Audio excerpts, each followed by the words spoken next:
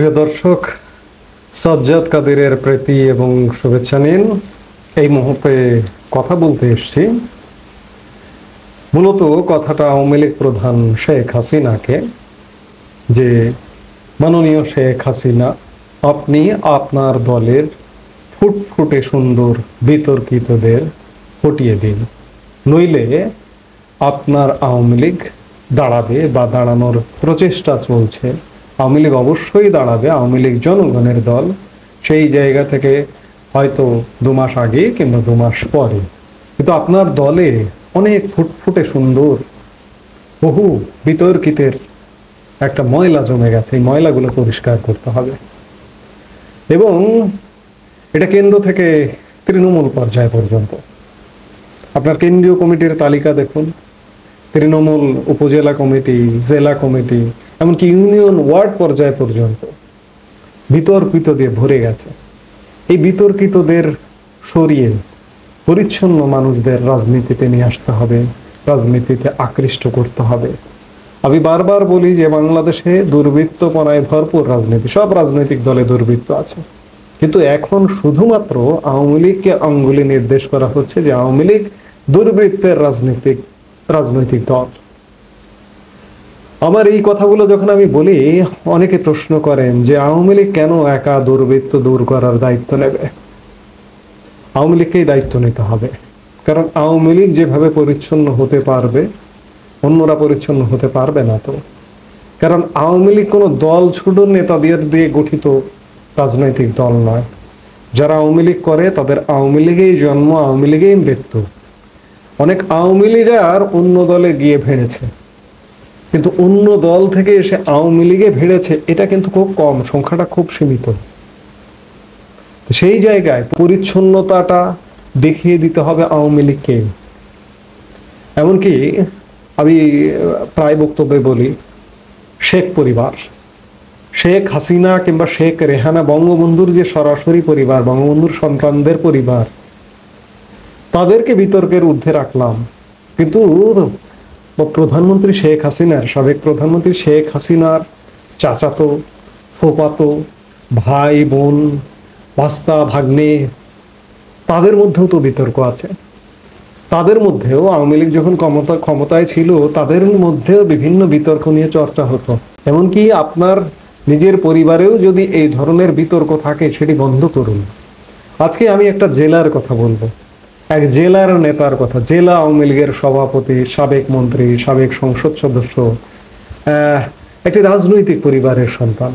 আজ থেকে 1 বছর আগেও পত্রিকায় তাকে নিয়ে কত ইতিবাচক প্রতিবেদন এসেছিল, যে আমি বলি সেই প্রতিবেদনটার শিরোনাম ছিল বাবার সূত্রে রাজনীতিতে ক্লিন ইমেজের ফরহাদ, অর্থাৎ সাবেক জনপ্রশাসন মন্ত্রী ফরহাদ হোসেনের কথা বলা হচ্ছে। ফরহাদ হোসেনের বাবাও একজন আওয়ামী লীগার, তিনি মেহেরপুর জেলা আওয়ামী লীগের প্রতিষ্ঠাতা সভাপতি, বাংলাদেশের স্বাধীনতা যুদ্ধের অন্যতম প্রধান সংগঠক, এবং তিনি আজীবন আওয়ামী লীগ করেছেন। তারই পুত্র ফরহাদ হোসেন। এই ফরহাদ হোসেন কখনো রাজনীতি করতেন না, কোনো রাজনৈতিক কোনো পদ পদবিতে কখনো ছিলেন না। তিনি 2014 সালে হঠাৎ করে আওয়ামী লীগের মনোনয়নে মেহেরপুর 1 সদর মুজিবনগর থেকে সংসদ সদস্য নির্বাচিত হন এবং 2014 সালে সংসদ সদস্য নির্বাচিত হয়ে শিক্ষকতা করতেন। তিনি ঢাকা সিটি কলেজের শিক্ষক ছিলেন। শিক্ষকতা থেকে হঠাৎ করে সংসদ সদস্য, এবং সংসদ সদস্য নির্বাচিত হবার পরের বছরই তিনি জেলা আওয়ামী লীগের সভাপতি পদ পেয়ে যান। এরপর ধীরে ধীরে মেহেরপুরের দলীয় রাজনীতি থেকে শুরু করে উন্নয়ন প্রকল্পের ঠিকাদারি পর্যন্ত সবই চলে যায় ফরহাদ হোসেনের দখলে। একটি রাজনৈতিক পরিবারের সন্তান, ফুটফুটে চেহারার একজন মানুষ।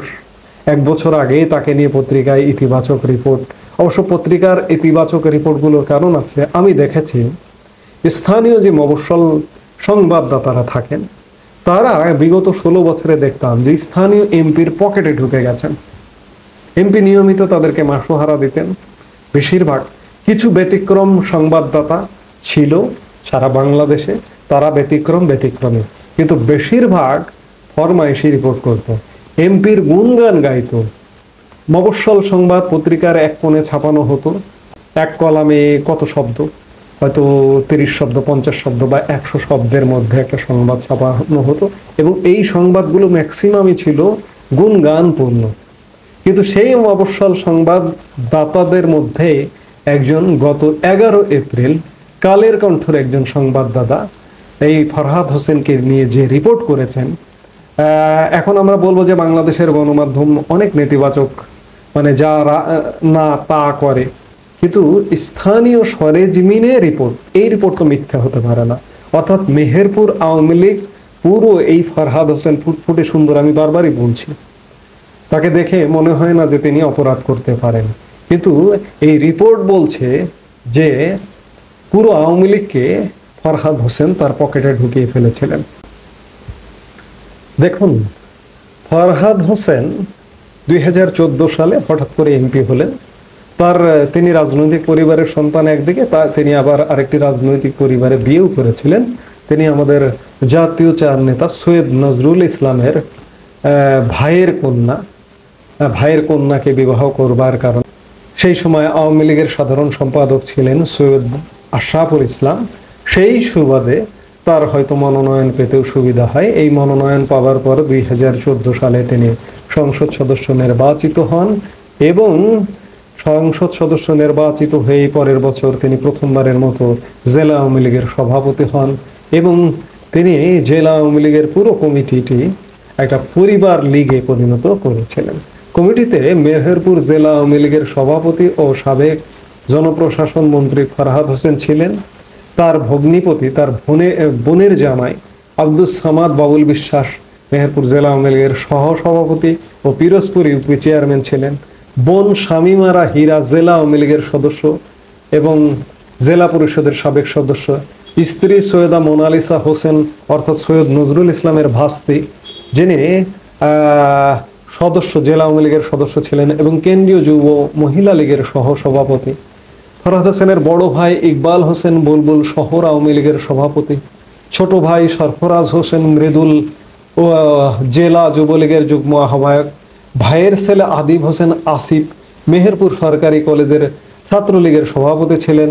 চাচা প্রয়াত বোরহান উদ্দিন চুন্নু সদর উপজেলা আওয়ামী লীগের সভাপতি ও ঝুপি ইউনিয়ন পরিষদ চেয়ারম্যান ছিলেন। ফরহাদ হোসেনের চাচাতো ভাই মমিনুল ইসলাম শহর আওয়ামী লীগের সাধারণ সম্পাদক ও বারাদি ইউপি চেয়ারম্যান। চাচাতো ভাই আকবর জালাল ও বিআই বোনের ভাসুর সিরাজুল ইসলাম ও মামা সম্পর্কে রেজাউল হক মাস্টার পেয়েছেন জেলা আওয়ামী লীগের বিভিন্ন পদ। অর্থাৎ মেহেরপুর জেলা আওয়ামী লীগের প্রায় গুরুত্বপূর্ণ পদগুলো ফরহাদ হোসেনের পরিবার দ্বারা আবদ্ধ। এই যদি হয় একটা অবস্থা, এবং শুধু তাই নয়, ফরহাদ হোসেন সম্পর্কে কালের কণ্ঠে জেলার ঠিকাদারি নিয়ন্ত্রণ, জেলার শুধু জেলা না সারা বাংলাদেশে বদলির তদবির, এই মেহেরপুরে প্রতি শুক্রবার করে নাকি সারা বাংলাদেশের সরকারি কর্মচারীদের একটা মেলা বসতো তদবির, বদলি, বাণিজ্য, নিয়োগ বাণিজ্য এগুলোর জন্য। অর্থাৎ মেহেরপুর জেলা আওয়ামী লীগ আসলে জেলা আওয়ামী লীগের মধ্যে ছিল না। আওয়ামী লীগ যে জনগণের দল, সেই জনগণের দল ছিল না, সেটি একটি পরিবারের দলে পরিণত হয়েছিল। আমি একটি উদাহরণ দিলাম যে ফরহাদ হোসেন, এই ফরহাদ হোসেন সারা বাংলাদেশে গড়ে উঠেছে, হাজারো হাজার, প্রত্যেকটি জেলায় এরকম ফরহাদ হোসেন গড়ে উঠেছে, প্রত্যেকটি উপজেলায় এমন ফরহাদ হোসেন গড়ে উঠেছে, প্রত্যেকটি ইউনিয়ন পরিষদে এমন ফরহাদ হোসেন গড়ে উঠেছে, এমনকি কেন্দ্রে পর্যন্ত ফরহাদ হোসেন গড়ে উঠেছে। একটা পরিবার থেকেই যদি আওয়ামী লীগের সব পদ, সব সুযোগ সুবিধা দখল করে ফেলে, তাহলে সাধারণ জনতা থেকে যে নেতাকর্মী উঠে আসে, তারা আওয়ামী লীগ কিভাবে করবে? তাদের জন্য তো পদগুলো অবরুদ্ধ। তারা জেনেই বসে থাকে যে ফরহাদ হোসেনের পরিবারের সদস্য ছাড়া ওই পদটা পাবে না, কিংবা ওই কাজটা পাবে না। তাহলে কেন আওয়ামী লীগ করবে? এইসব নানা কারণে আওয়ামী লীগ ধীরে ধীরে জনবিচ্ছিন্ন হয়ে পড়েছিল। আবার আওয়ামী লীগের অনেক নিবেদিত প্রাণ, অনেক নেতার পরিবার আমি জানি, যারা ধান্দাবাজ নয়, তারা ধুকে ধুকে নিভৃতে এখনো পর্যন্ত দীর্ঘশ্বাস ছাড়েন। আমি এমন পরিবারকেও চিনি যে আওয়ামী লীগের যদি টপ 10 শীর্ষ নেতা, স্বাধীনতার মুক্তিযুদ্ধ থেকে শুরু করে আজ পর্যন্ত, এমনকি পাকিস্তান পিরিয়ড থেকে যদি আপনি হিসাব করেন, শীর্ষ নেতৃত্বের পরিবার তারা ধান্দাবাজ নয়, ধান্দা করেননি, যার কারণে পাত প্রদীপের আলোয় আসতে পারেননি, বা আসতে চাইলেও নিজেদের যোগ্যতা আছে, কিন্তু যোগ্যতা নিয়ে আসতে চাইলেও তাদেরকে ষড়যন্ত্রকারীরা বারবার রুখে দিয়েছে। পরিবার আসতে পারে, কিন্তু যোগ্য হয়ে আসবেন, এসে বিতর্ক তৈরি করবেন কেন?